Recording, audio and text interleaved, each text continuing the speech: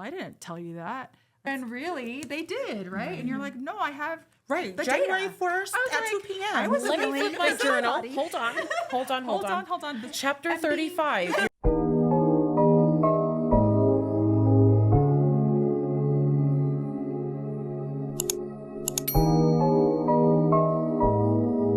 Hey, besties. Welcome back. When's the last time that we seen y'all? It's been too long. Yeah, Too long. 2 weeks too long. 2 weeks too long. And y'all been hella blowing up our notifications with our video that we just did with Tassie 1K.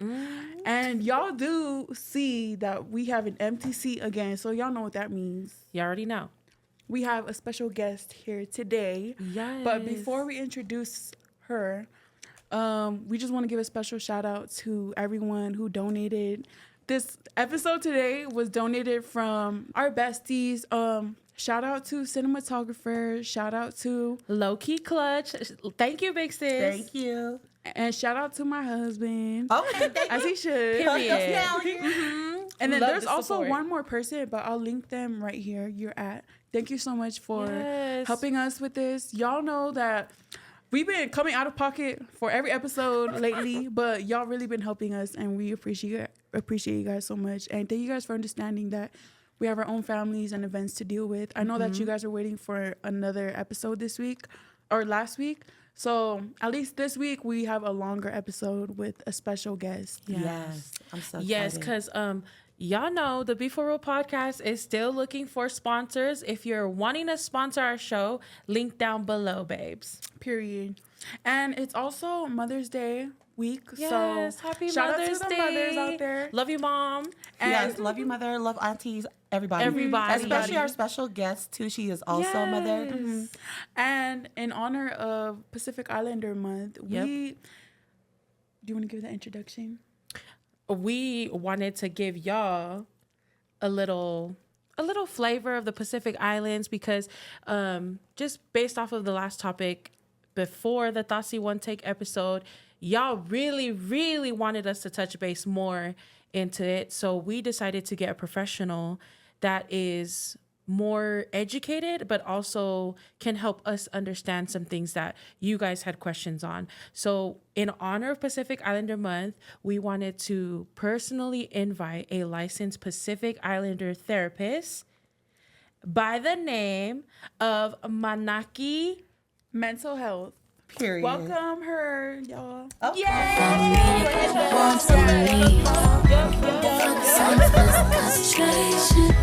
Y'all know what's up.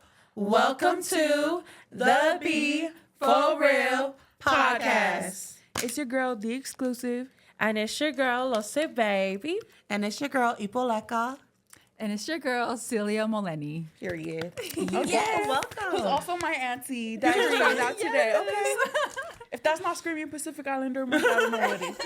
First and foremost, we would like to thank all of our followers for your continuous views and just being here with us through the whole journey from the beginning all the way till now. Yes. Y'all asked us, you guys were hounding our comments to get somebody who's a professional, especially talking about the big topics, you know? And today's topic is just a continuation of sexual abuse because we, aside from the stories that we're getting in our messages, we were getting comments of everybody saying that they want us to speak more into it and more in depth into it. And without further ado, we have Miss Beautiful over here, Manaaki Mental Health. Please just give us an introduction of you.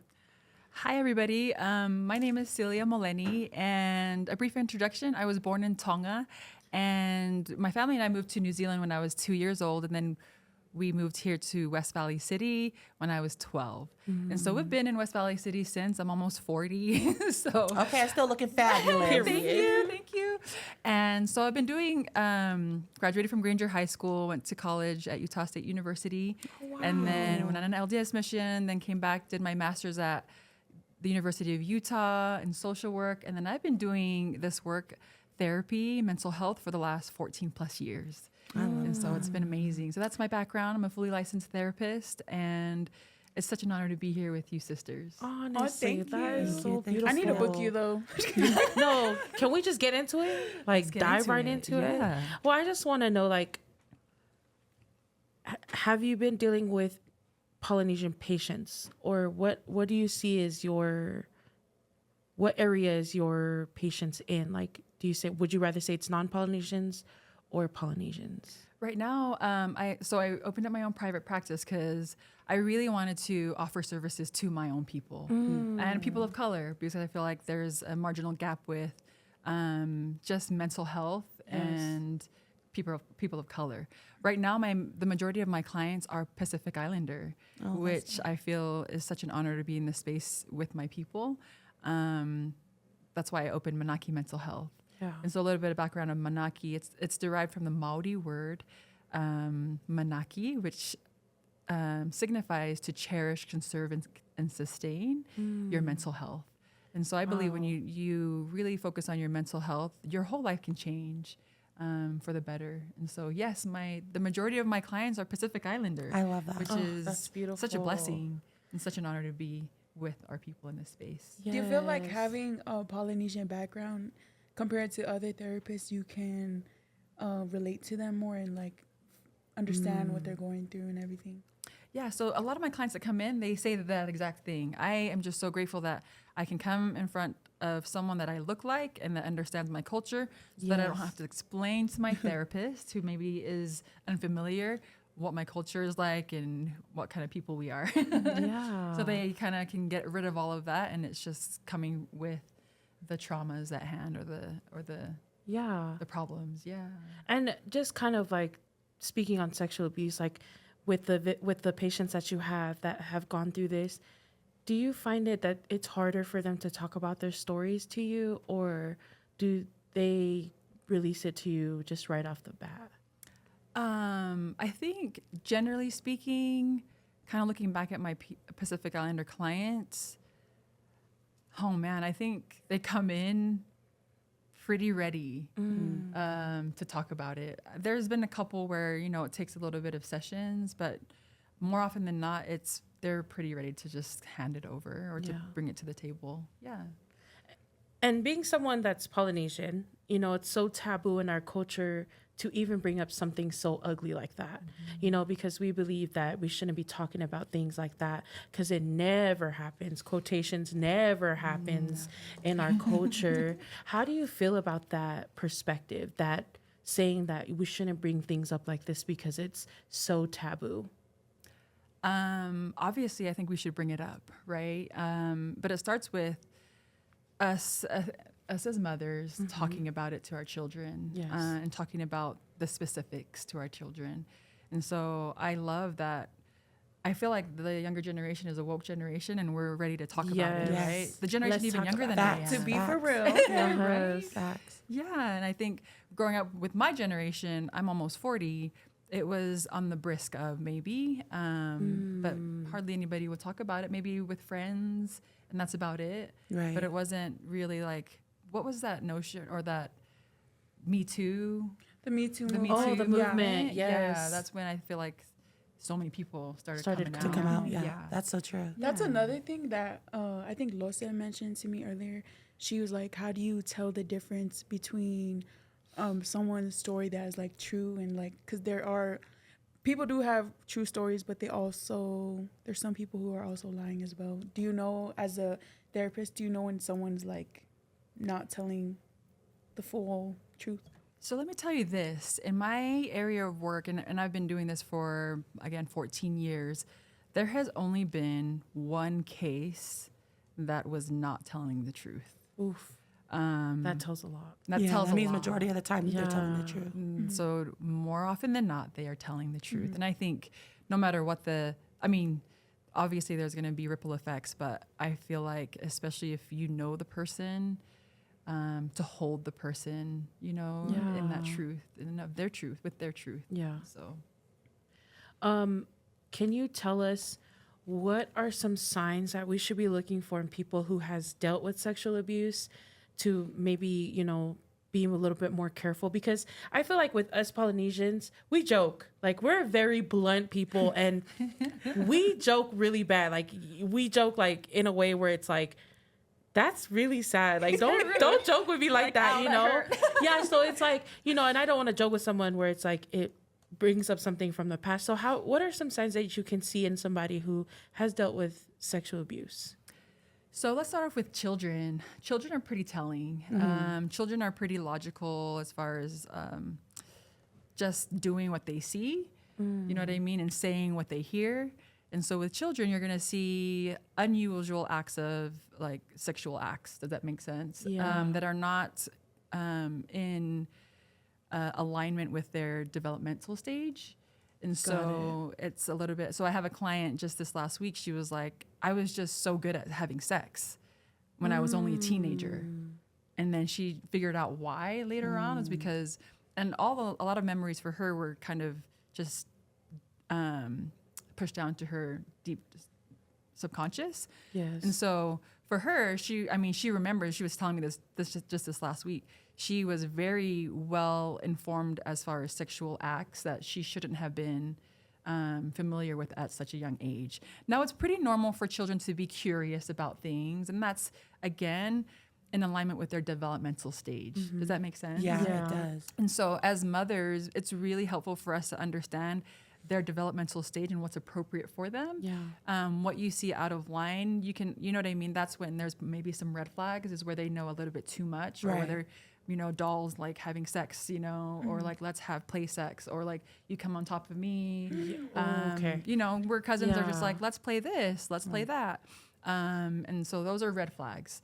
As far as a little older, you'll see teenagers kind of shut down. One of my clients that I didn't know she was being sexually abused, but she had some of the signs, and she was a teenager at this point.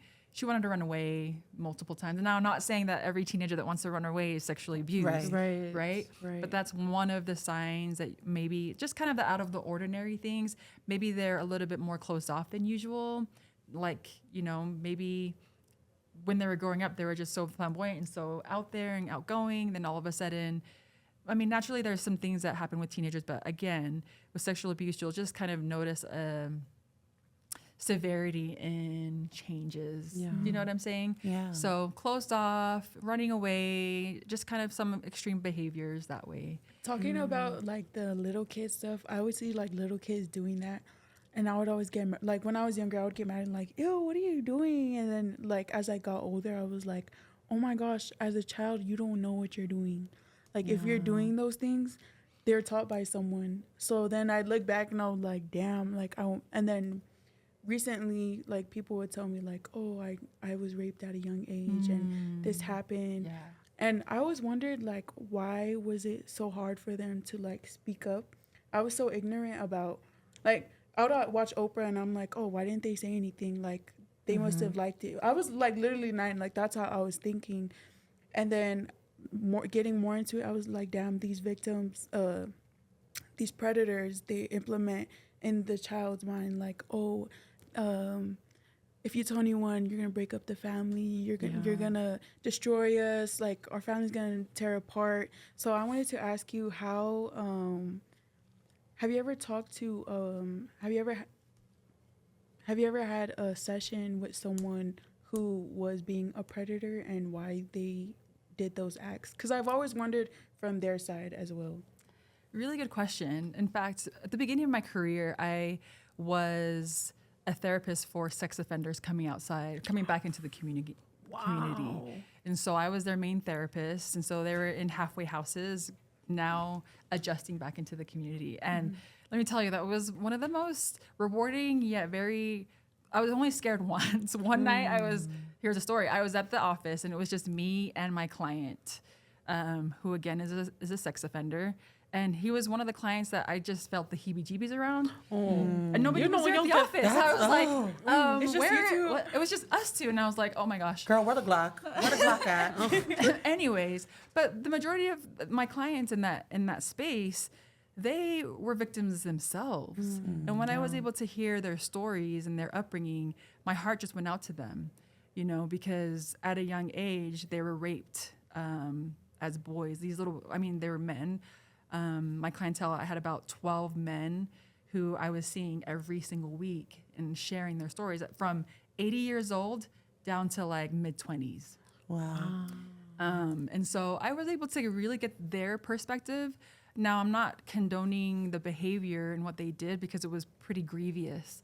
When I would read their files, I had to stop reading their files and just kind of just get into the office, because if I would read their files, I'd probably throw up. Does that make sense? And so these are grievous acts that they've done, but it starts somewhere.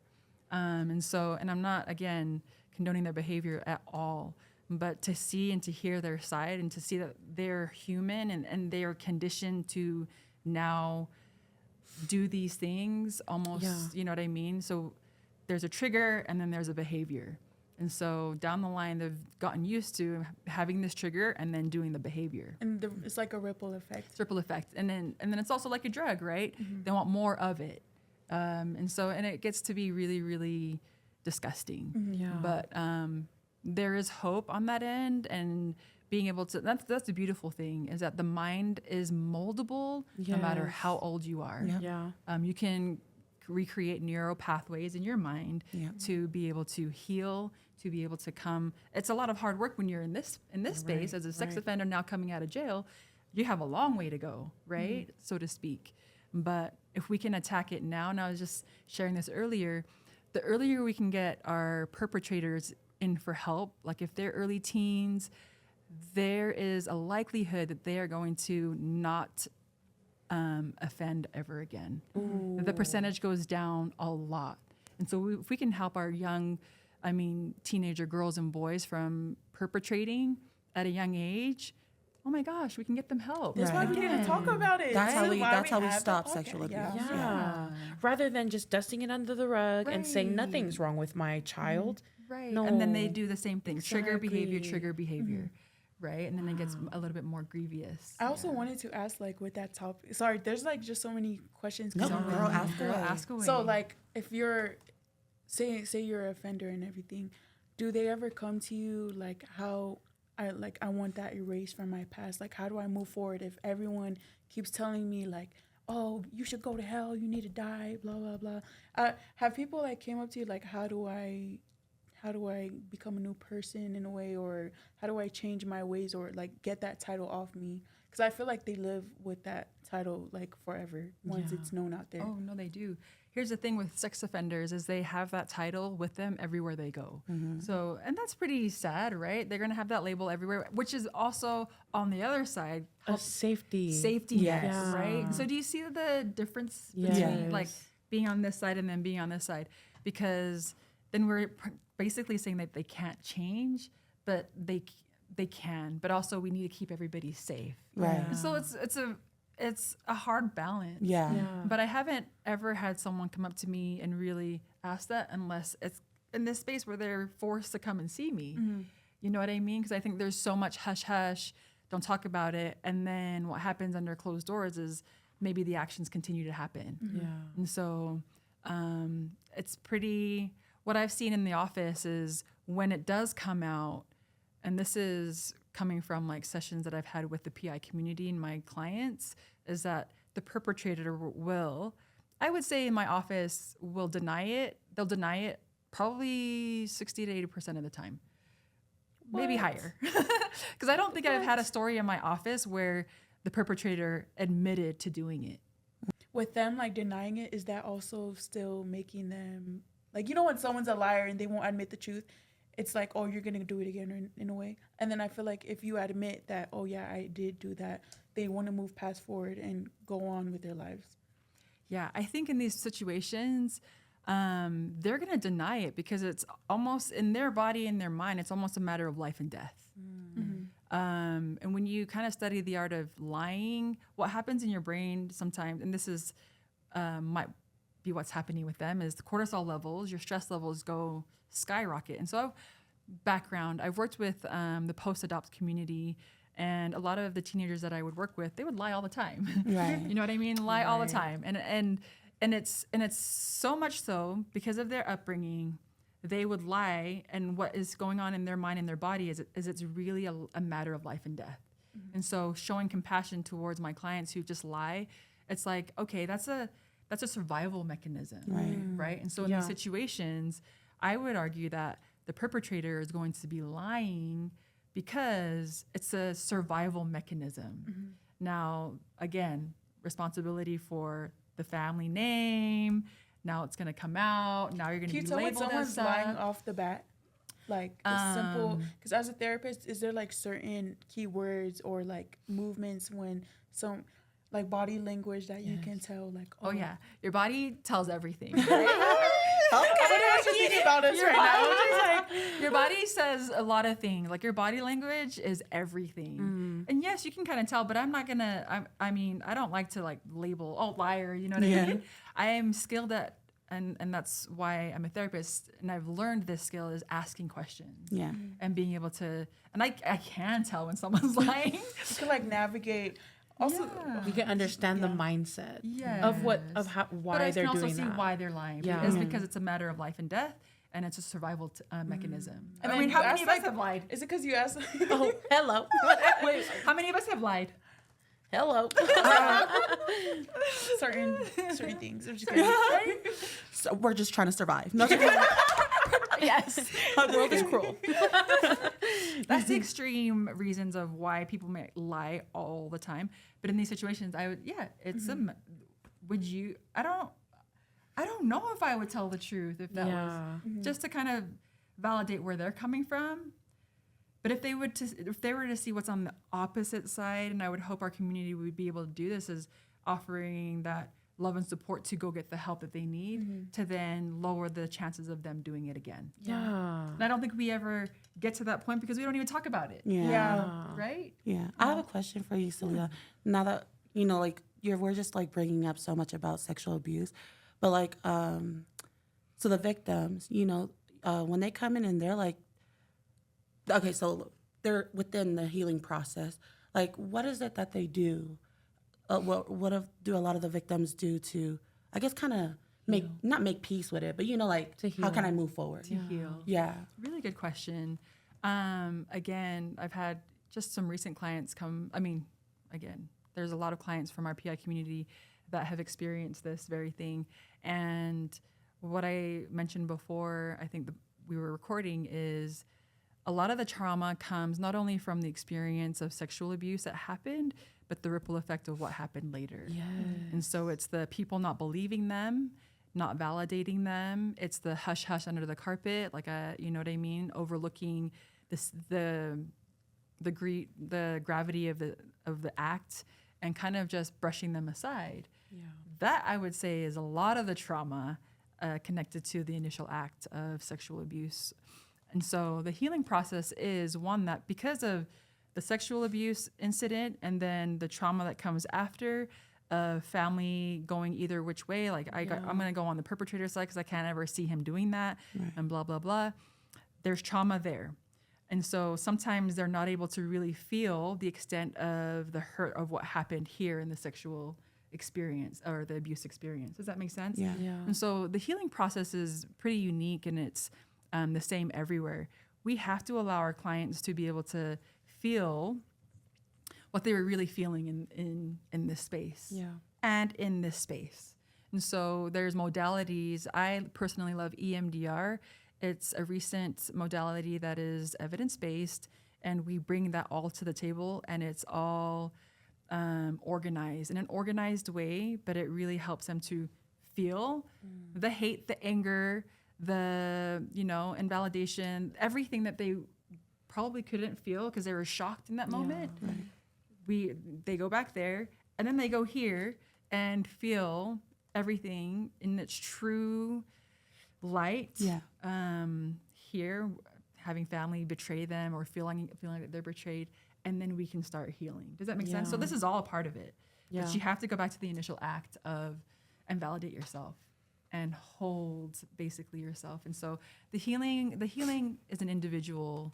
It's your job to heal. And I know that might sound triggering for some because, hey, they did it to me. What the hell are they going to do about it? You know what I mean? Why did they get off and I have to do all this healing work? Right. But I'm telling you, when you do the healing work, you're going to be better off for it. And so that's the healing process. And it's beautiful to see that this is possible. Yeah. What happens here is beautiful and freeing for our clients, is to be able to stand in their power, share their story without having to feel any certain way. Yeah. I also wanted to ask you because, I don't know if you've watched our previous episode before the one we just released, but so we shared an anonymous story, and this girl was explaining like everything that happened, like her family betrayed her and stuff, and then everyone was reaching out to us, like we call our followers our besties, and we're like flooded with so many messages of them coming out, and they're just like, I want to share my story and to put myself on your guys' platform, and knowing that you guys are speaking about this, I feel like I'm heard.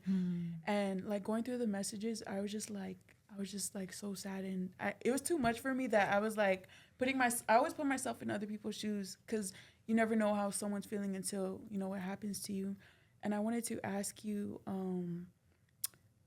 someone said like, oh, be careful while reading those stories, because you can get like secondhand, I forgot the word, secondhand trauma. And an interesting question for you too is like, as a therapist, do you have a therapist like dealing with all of this? Like Right. everyone's going to you for answers, and I just like, I feel for you, because I'm just like, you know, I was like, you're dealing with everyone's problems in a way, and then I'm wondering like, how do you handle that as well? Yeah. Thank you for asking. Sorry if I went like, No, that's really good. Yeah, secondhand trauma is a real thing. Secondhand trauma can be you witnessing someone else getting beat or being sexually abused. That's like you not actually going through it, but you saw it. Yeah. Or you're hearing stories, right? Or reading them. And so you're a beautiful empath, and you are able to like be with people in their sorrow. And what's important for people like us is that you do need to have an outlet and a refill. And so I'm very intentional with who I spend my time with, because it is very heavy. I remember, now that I've been in it for like almost 15 years, it's more so I can hear a lot more things and not feel like sick that I'm going to throw up. Yeah. And so, but there's still some stories where I'm just like, oof. After work, I just want to go throw up, or I just cry on my way home, wipe my tears before I see my kids, and then just hug them. But I do have a therapist, and I do have coaches as well. Does that make sense? Yeah. And I have to surround myself with people that can bring me up and fill my cup. Because if I'm around people that are kind of taking too much, I already give a lot to my clients, and I consider this my purpose in life, is to help my people and people around the world to, through their mental health, to have and fulfill the life that they want, or that they're sent here to do. I didn't know therapists had therapists. Like, I feel more confident now, because I was like, damn, I wonder how the therapist feels. Like everyone's going to you for like questions, answers, and traumas. And they're like, they're bringing their heavy baggage. Yeah. And I was wondering like, how I you have to be able to be like, okay, now I feel better. Now I feel better. Like, oh, okay, the therapists have their own little clique. So yes, but I think now, especially with it being AAPI month, I feel like we should normalize getting a therapist. Yes. That's another thing. book with her today. Because I have a therapist who real dope. He's Balangi. His name. Okay, I'm not gonna tell you his name because I don't need y'all to go, looking him up and asking for my story. But anyway, he's real dope. But now that I've met you, girl, I'm like, I'm ready to go see Celia. Me too. I'm ready And too. even if it's for like coffee chats, Literally, whatever. in a previous episode, I even said was like, I would prefer a Polynesian therapist, because I feel like my story would be heard with the therapist. And they can However, relate they more. won't relate. Why do I do things this way? Why do I do things this way? Rather than just going to a Polynesian therapist. I'm not saying or knocking down anyone's boat, but for me personally, I would prefer to go to someone who understands the culture. Because I feel like a lot of our trauma deals with culture. It is. It revolves around it. Yeah. Right? I know mine does. No, just kidding. No, really. Like, especially, That's how we think. Yeah, especially with the topics we're talking about today, it revolves around culture. Because of culture, we don't talk about it because it's disrespectful. It's nasty. Who wants to bring up a topic like that in a cultured household, So it's just like a lot of our trauma deals with culture, and we don't, and I don't think we come to the realization of that. And, just speaking on like when you were talking about, getting help for the perpetrator, the abuser, that is very important. I want to emphasize on that, because of our anonymous story that we touched base on last time. The family was ignoring the red flags. the family of the abuser. They were believing their child over somebody who's crying to them about something that their son, their daughter did. And so I love that you said, if you find something happening to your child, it is not embarrassing to take them to therapy and get the help, because like you said, it stops something from happening in the future with that person. And I love that you said that. And I just want to repeat it. No, and that's true. Because I feel like, that's I guess a more, not loving, but it's better a softer way to approach it. Because, within the Polynesian community, oh, you did that to my daughter? We're straight to beat them up. It's always physical abuse. Yeah. But that, like you said, that goes into a circle. It keeps going, and that doesn't change the perpetrator. Right? Yeah. Right. So I feel like that's why I'm so glad that you're here. Because Yes. I'm not gonna lie, I was shocked. Like, I never thought of just even seeing the perpetrator's point of view, like, because I could care less. But now that you open open my mind to a new perspective, that's how you really get rid of or stop sexual The abuse. cycle. Yeah. You stop the never ending cycle, because like you said, it's something that happened to them from somebody else. Yeah. That happened to them. It's like a nonstop cycle. If that one person gets the help that they need, it stops the cycle of it happening again and again and again. Right. And I love that I'm like advocate for like family members, everybody, if you're out there and watching, like if you have somebody, it is not embarrassing to just tell that person, like, let's go get some therapy. Yes. Right. Because I feel like that's another taboo, again, that revolves around culture, is we don't want our child to be in that light that they're known as an abuser. Right. And I don't want that either. And that's if they're young enough, and I'm not saying that you can't get help older on, but later on, but if they're young enough, like if they're like a teenager or even early adult, let's get them help so that they can understand their own triggers and their own behaviors, and then kind of know better rewire at a that young part. age. Yeah. Can we talk about the double standards of sexual abuse? Yes, tell me Male about versus female. Because I feel like female sexual abuse, when something happens to a female, it's talked about. Yeah. But when something happens to a male, it's more like, you don't think she's cute? Like, she's beautiful. You should be happy that she did that to you. Or if it was a guy that touched them, I feel like they bury that deep. Yeah. They don't want to be labeled as like fuckalekti or like Or gay. Yeah. My mom always told me, she was like, I always worry about my sons because if anyone ever touches them, I know that it would take them to the point like with their mental health, and she knows that they'll never bring it up to her if a male touched her. So like, what Elsa was saying. Do you notice that a lot of males, they tend to bury that deeper than females do, where I feel like females are more open to communicate about it? Yeah. I think naturally, us as women, we love talking to each other, and we bond over conversations. Men bond over activities, so whether it's like watching football or playing sports, playing basketball, early morning ball. And so I feel like just there's a deficit with men in society, not even just our culture, but put the layers on top, our cultural layers on top of men. Where it is like they don't want to talk about emotions and mental health, and then even going a step further into their sexual abuse history. I actually haven't, and this is probably a problem because I know that men are getting sexually abused too. Yeah. But I haven't had many men come and talk about their own sexual abuse history, and that's telling because I know it's happening. Right? It's more so women coming into my office sharing their story. But have I heard of incidences where that's happened? Yes, I have. Yeah. If not, probably the same amount. Okay. But I haven't had many men come and talk about their sexual abuse history. I mean, I've had PI male clients in my office, and usually it's more so because of either marital issues or Different. anger, temper, and then it will come up. Does that make sense? Oh, got and it. then this happened. Because when we do EMDR, those things come up. That's why I love EMDR. Wait, what does EMDR stand It's a for? process. It's eye movement desensitization reprocessing. Okay. Yeah. So you use the eyes kind of like when you're sleeping and you see someone's eye moving. That's their subconscious, and you're like, and so when we do eye movement, this is the eye movement. They are more likely to go into their subconscious, And that's when everything comes out. Okay. Does that make sense? You got a therapist. Okay. Wow. So it's pretty powerful. I thought That's I thought that was like a awesome. YouTube channel. So I was like, oh, I'm gonna research that afterwards. But I'm happy you told me. Yeah. So it's all like it's getting into the subconscious because that's where everything is held. Yeah, honestly. Would you advise, like, well, what is one piece of advice you can give to males out there who are watching this episode that can reach out to you?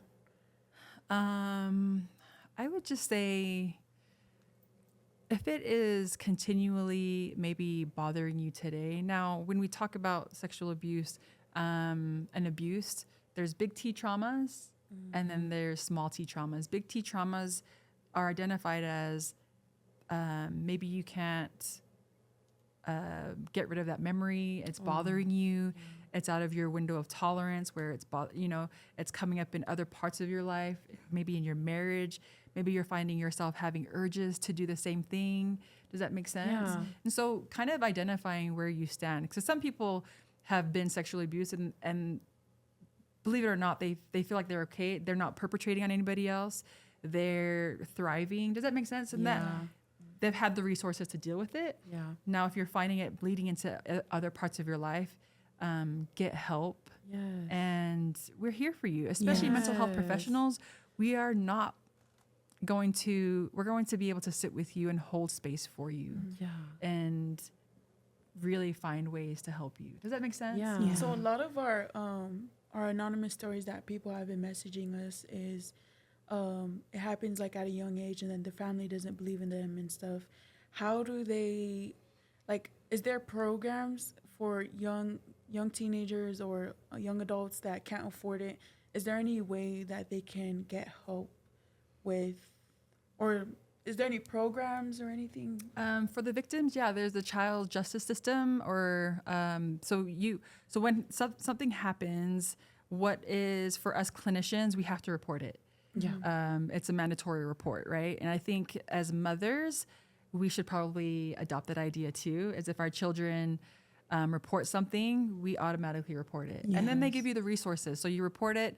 And then there's a whole bunch of resources that you can get. There's a Children's Justice Center, and they kind of have your kid. They interview your children, and then you get the help. And they offer like government help to provide therapy for your child, and it's great. You know what I mean? You're addressing the issue there. As far as the perpetrators go, there's a program called, I think, NoJo's that they go into, and they're also given ample amount of help. They have therapists. They have like a certain program. It's like a program that they have here in Utah, and I think all over the United States, that helps the perpetrator as well. Wow. Under 18, I believe. Wow. That's nice. I'm like asking all these questions because like everyone's coming to us with their stories and I feel like useless.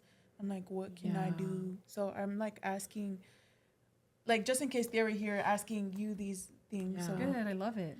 Yeah, and we were talking about this previous, like before we started filming, just how, because I was telling people, I'm like, as a mom, me as an auntie, especially to my niece, like, how do you talk to your kids about sexual abuse? How do you educate them on that?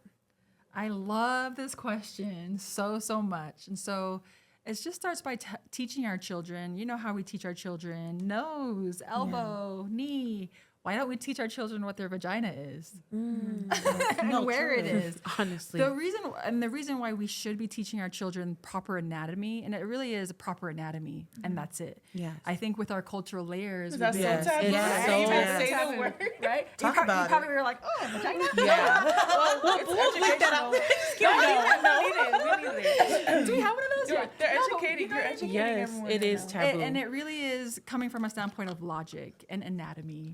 So we're kind of teaching our kids, boys and girls. So I've taught my kids, my boy, that's a penis. You have a penis, right? And then for my girls, that's your vagina.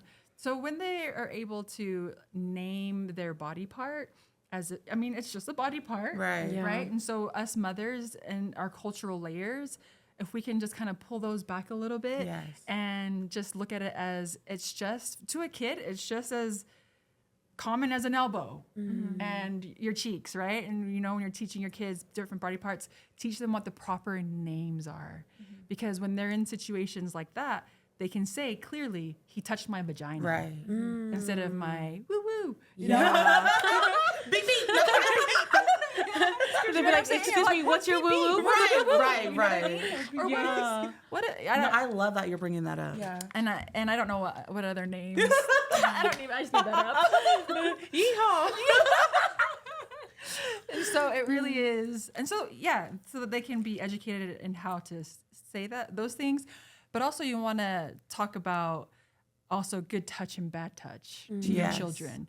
What is appropriate touch and what is bad touch? Only, you know what I mean? When I was changing my girl's diapers, only I change your diaper and only I touch your vagina because I'm literally wiping your butt. Yeah. Literally helping you stay clean, you know, and being able for them to understand that. And you'll be surprised what your kids can pick up and learn so quickly. I mean, hello, they're staying their nose at before 2 years old. Yeah. Right. And again, our culture, if your girl is like, my vagina hurts You're just in like, front of your family, you're like, You're right.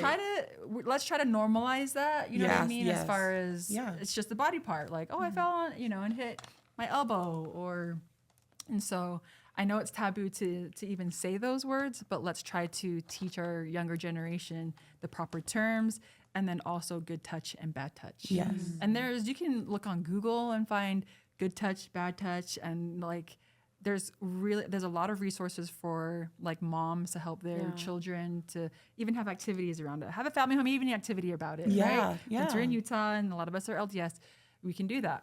And so it's just educating and being precise on what you're teaching them. Yeah, I I remember like my that. mom, she always told us when we were younger, like when she would shower us, she would like, no one else can touch you over there. Like, I'm your mom, like, blah, blah, blah. But as you get older, like, let me know if someone touches you. And she was like so adamant about that at a young age. I was like, I don't understand. Like, and then now growing up, I was like, oh, damn, she was like really protecting me during those years. Right? Yeah, my mom would say down there. That was her woo woo. She would be like, did anybody touch you down there? And I said, down where? Yeah. And she goes, down there. And I'm like, oh, down there. No. Yes. And I love that your mom asked you questions. Yes. And so it really is normalizing the questions too, like after family functions or after activities where maybe you Yes. hadn't seen your kids like play. Did anybody touch your vagina? Right? No. Mom, that's weird. And Stop it. And then if one day they say yes, maybe beforehand have like a safety plan or a safety plan for you and your family of what are the procedures moving forward so that I can get out of my survival mode into this more mode of like, okay, this is logically what I can do. Yeah. Because let me tell you, as moms, the mother bear is going to come out, right? Yep. Big And time. We're ready to kill. We're ready to do whatever. But if we can just kind of have the plan ahead of time, it's going to be helpful. Yeah. Have a therapist ahead of time. Have your resources because here in Utah, there's resources. Yes. And so, What is the hardest like session, or if you're allowed? Yeah. Well, you're not mentioning their name. no, never, yeah. What's the hardest session that you've had to go through and like it was kind of life changing? If you've had any sessions like that before.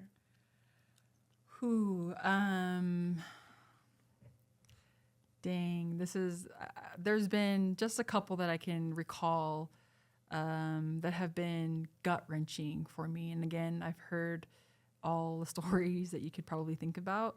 But I won't go into extent of the details, but one of them was a mother and she was talking about her 12-year-old daughter. And the reason why it triggered me the most is because I have a 12-year-old daughter. And so learning about the details of what happened to her daughter, what actually happened, and I probably would want to share it.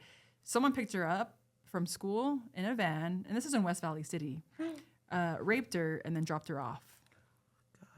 And so because I live in West Valley City, Right. and because my kids Yeah. go to school, that was really triggering for me. I just went home and I just started crying because what happened to her could have happened to any of our children. Again, a white van with no windows, just picked, and they had been studying her, I think.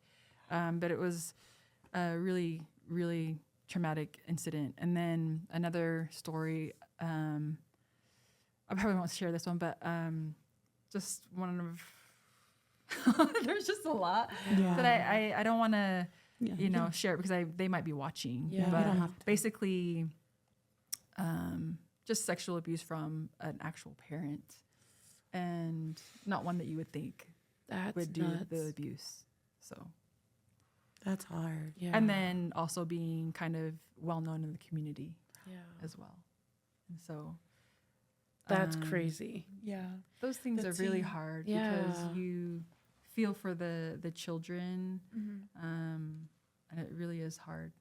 It's a hard healing process, but it's the beautiful thing is it's a promising one when you do the work. Yeah. Yeah. Can I ask you, like, how do you forgive a parent for doing that? Like, or did you already explain the healing process to us? No, so forgiveness, that's a heavy one, huh? Yeah. So forgiveness, there's no timeline to forgiveness. Yep. I know maybe a lot of us are Christian, especially being Tongan and Polynesian. A lot of us moved here for Christianity, right?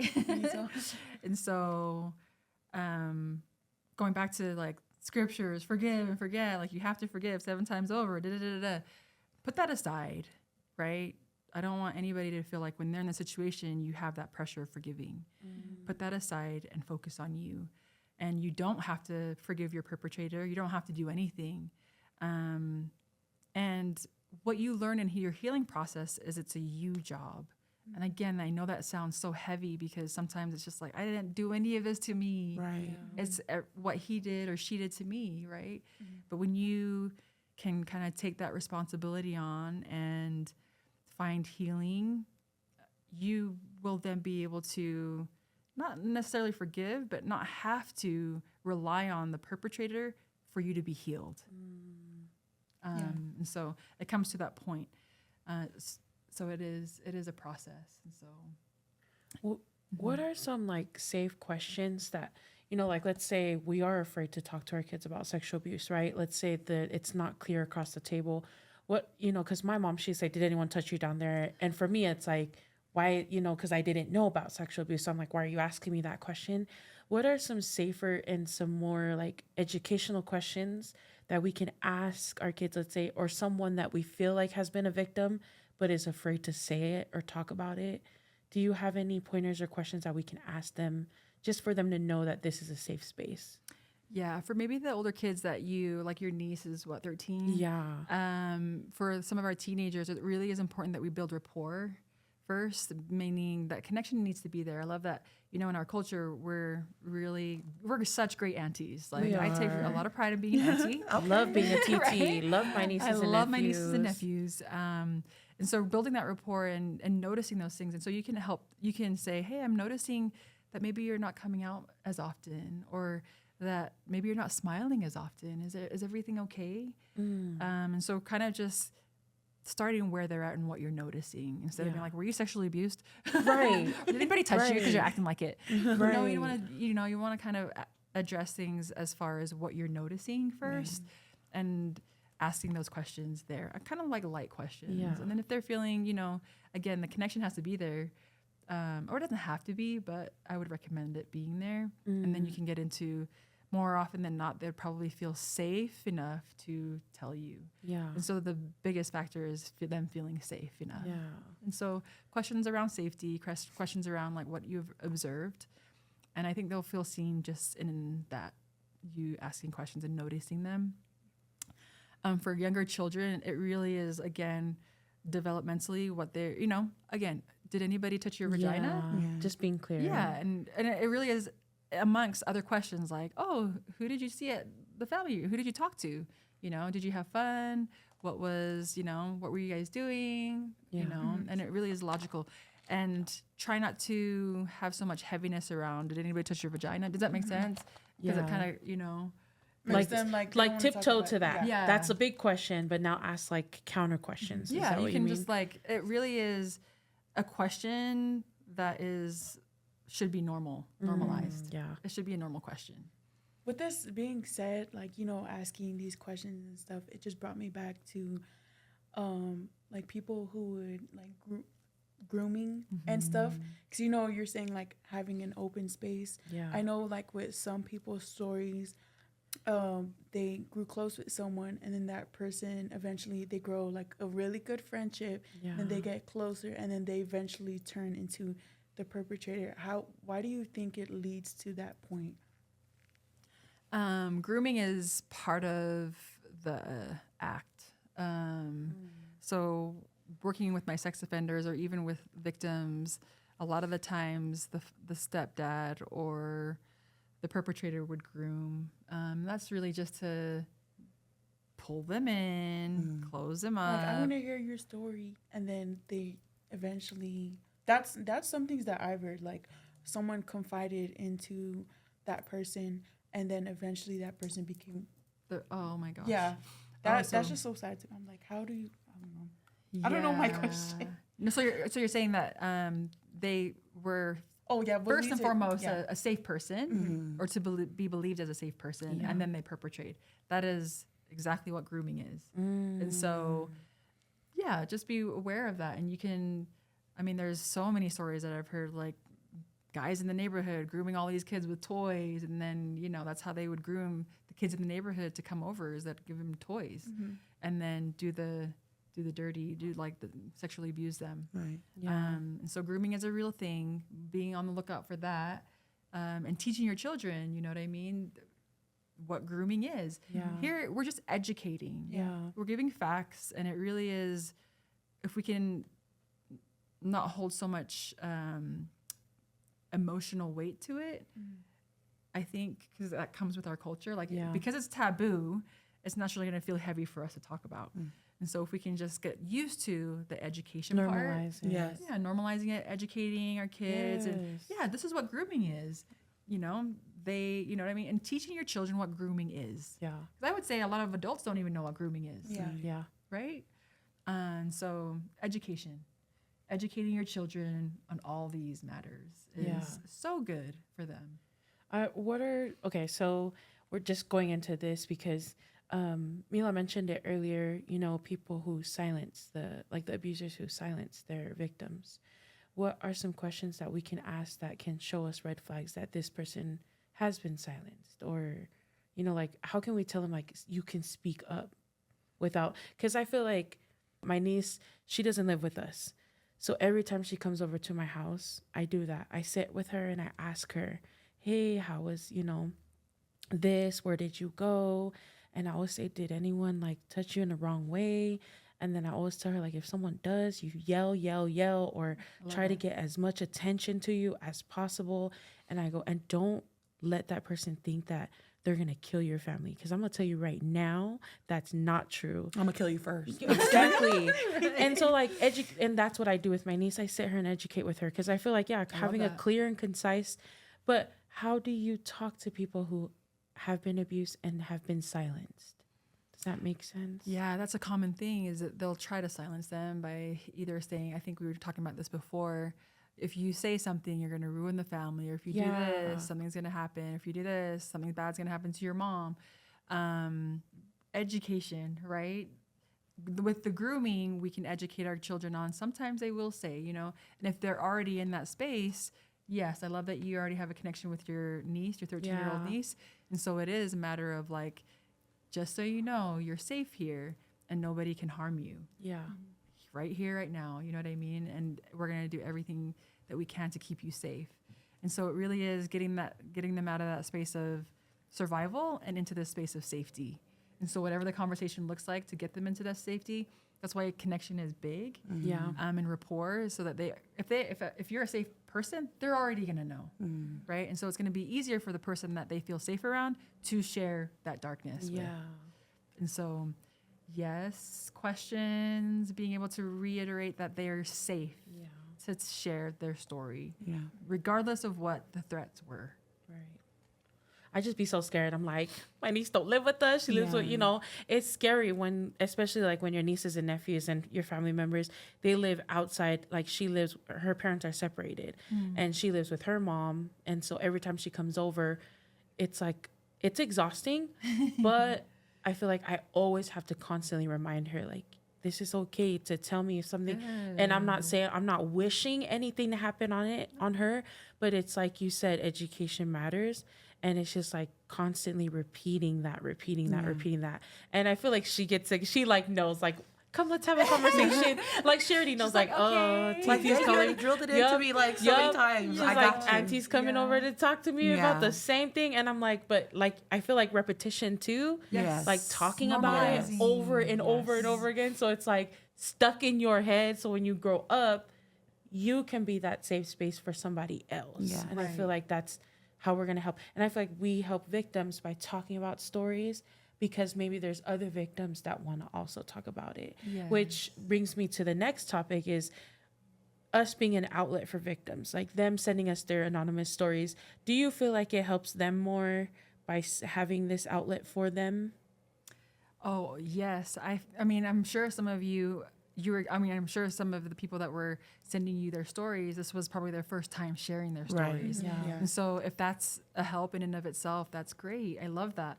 However, again, there's a unique art in healing big T traumas. Yes. And that calls for a skilled therapist Yep. who has done the work. And again, I don't have to be your therapist, but I really encourage therapy for these big T traumas where you are finding yourself bleeding. It's bleeding into all parts of your life, or if not the most important parts of your life, where you just don't trust anybody, or you're just like kind of always on edge everywhere you go. That could be a sign that it's a big T trauma. Yes. And so I would suggest find a therapist. There's Yeah. psychologytoday.com. You can look at that website and look at therapists, and you can kind of go shopping for a therapist in your area to kind of help you. And they will have their expertise listed, where they're located, what insurance they take, and all of that information. Psychologytoday.com. You can find that resource. But yes, go get therapy. And if it is the starting point is here with our besties and sharing that, yes. Yes. But again, you know, they got lives, they're empaths, and I know they want to help you. But the biggest area, or you will get the biggest help if you go see a professional. Yes. Yeah. That's so true. And I'm going to speak on my own experience. Yes. So before, I was one of those Polynesian therapy. I don't need that. You know, I was still lalo to it. So eventually, you know, as you get older, life starts lifing. And it gets hard. It gets heavy. And when you said that, like you start bleeding and like bleeding to just, you start noticing you're not yourself. Change. Yeah. So that was me. I shared a little bit about it, but the reason why I had to go seek therapy was because my mental health. It was just life, like I said, life be lifing. Speak on it, that sis. it just takes, you know, it took a toll on me. Yeah. But I've noticed that I was just like, you know, I always wanted to stay in my bed. I wasn't dressing up no more. Like these were little things that I love doing. Yeah. Like, and just yelling at my kids just because. So I knew something was off with me, but like I tried so many things and I couldn't. Like there was nothing that was fixing me. Yeah. So then I was like, you know what? My job offers it. Let me see what therapy is about. I went into my first session, and instantly, no lie, Celia, I felt like it was like this heavy load was just lifted off my shoulder. Yes.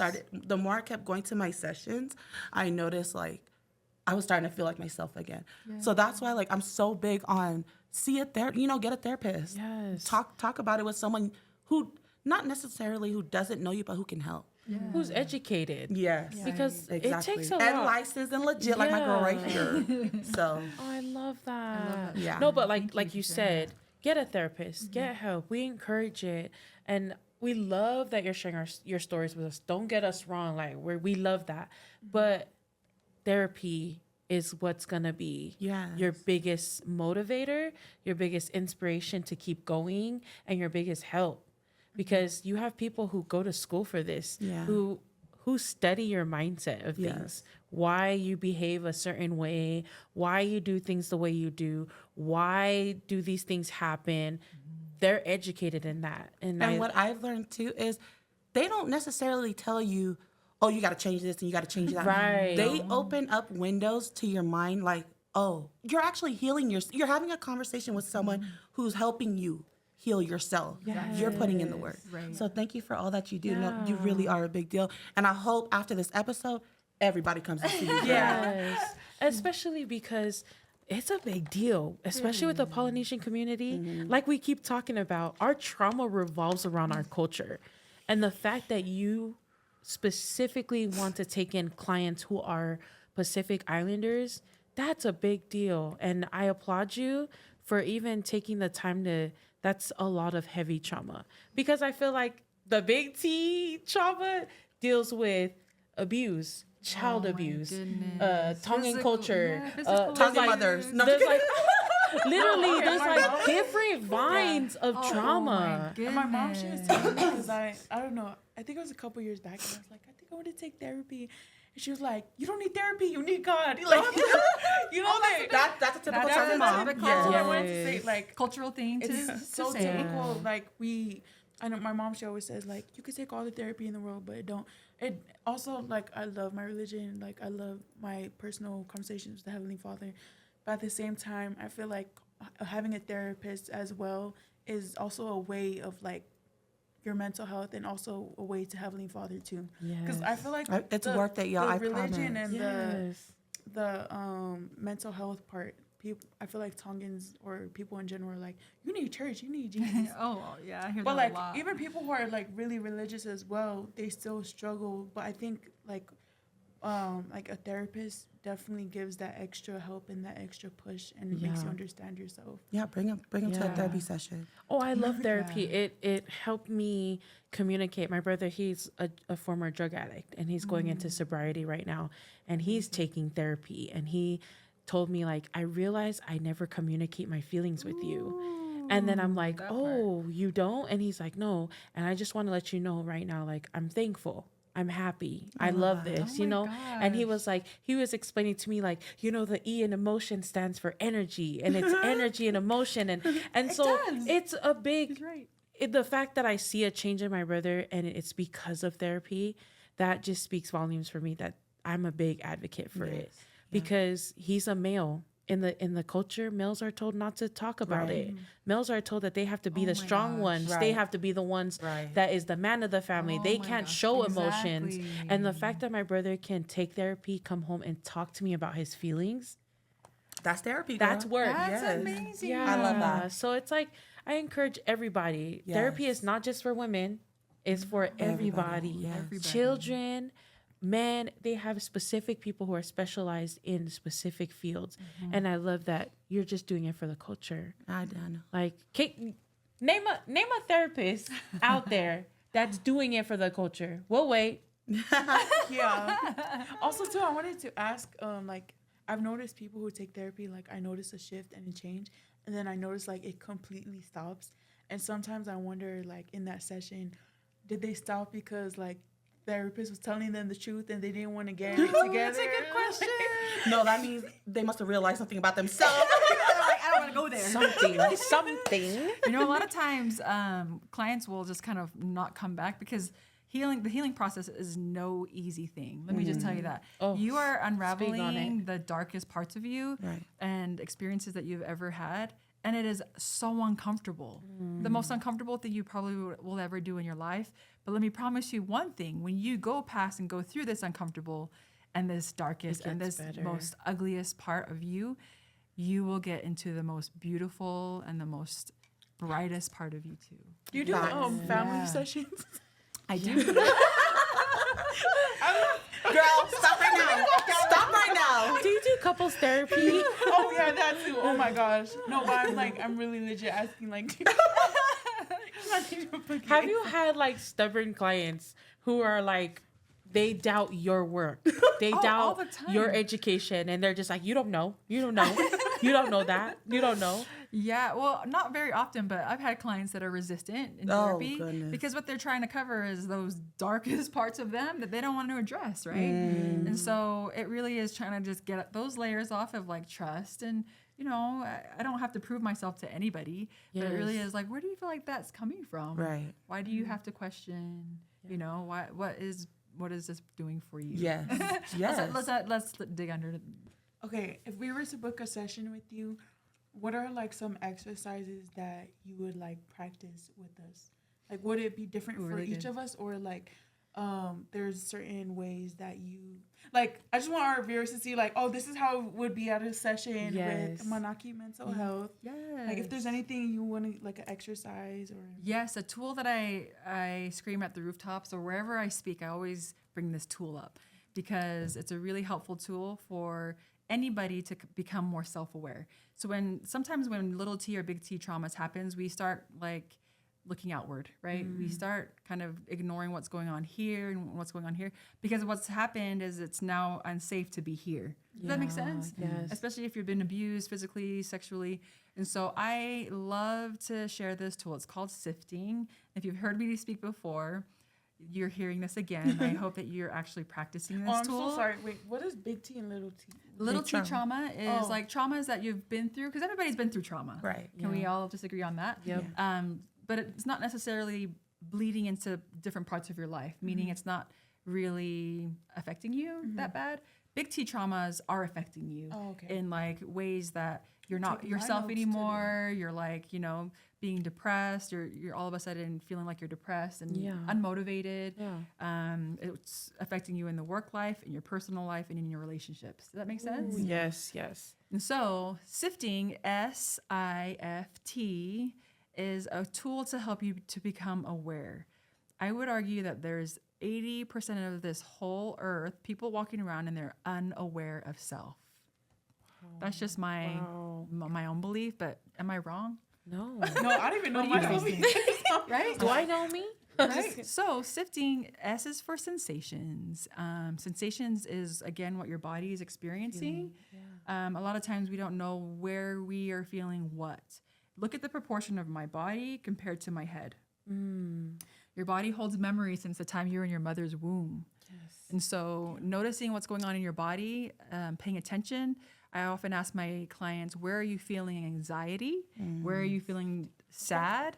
Where are you feeling these things? Because those are indicators. You're not going to go to, you're going to go to a knee specialist if your knee is broken. Yeah. That makes sense? You're not Yeah. going to go to a family practitioner who, doesn't do that.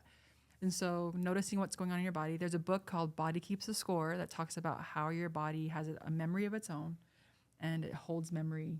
So pay attention to your body. So that's for S, sensations. I is for imagery. Imagery can come in forms of like memories and images, pictures in your mind. So if there are images and memories that are reoccurring, that's probably a red flag that you need to pay attention to that image or memory. When I get clients who have big T traumas, they will have that memory replay and replay and replay. And what happens when you're replaying these traumatic memories is your body starts feeling like you're going through that experience over and over again. Does that make sense? Yeah. Can you imagine feeling like you're being sexually abused all day, every day? Yeah. Or like, nuts. you know what I mean? That's scary. And so imagery is really important that you notice what's coming in and out of your mind. Imagery, like memories and pictures, okay? F is for feelings. Feelings are your emotions, and we've heard like a lot of emotions, like angry, sad, happy. There's two primary emotions. One is love, and the other one is fear. And so ask yourself, to what am I operating every day? Is it from the space of love or from the space of fear? All the other That's emotions deep. are kind of like branches and Yeah. that kind of feed into this. What's underneath that all is love. Love is the answer, and I know this is cliche, but love is the answer to everything. I love that. When you feel safe, you feel like you can heal, Yes. right? So that's for F. Ask yourself these questions, right? What am I feeling, or where am I operating from today? Is it love or fear?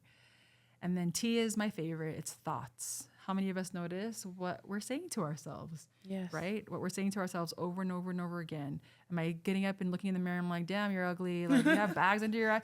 Do you see the energy behind those words? Yes. Rather than, whoa, you be fine. You're fine, or like, you look so beautiful. Like You a bad having bitch. compassion towards yourself.